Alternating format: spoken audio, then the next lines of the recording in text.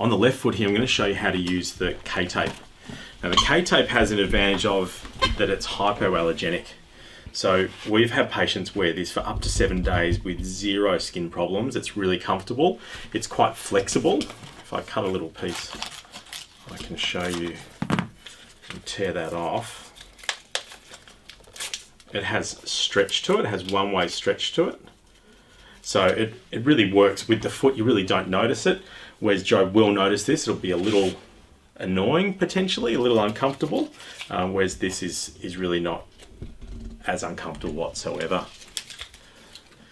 So that all sounds pretty good. However, because of the stretch in it, as you'll see, you can't get quite the same degree of correction. So if I was giving my recommendation, I'd use rigid tape because we're over that 30 degrees angulation on this side.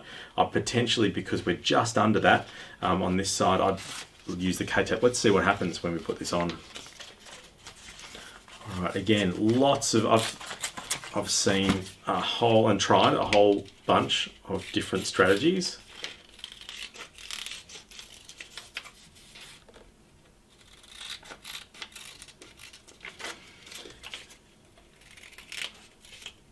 All right, so what I've done is cut a length and then I'm rounding off the ends about so long.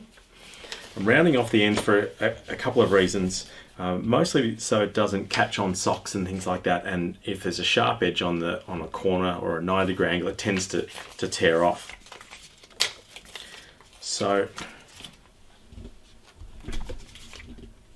with taping, I think it's important again not to overcomplicate things. So if we stick this down here, we're going to wrap this around, pull the toe into ideal alignment, wrap this around so there's a little bit of stretch onto it on the base, wrap this around so there's a little bit of stretch onto it on here with them slightly overlapping. That's our anchor. And then if we haven't quite got enough stretch on it, we do want to pull that a little tighter.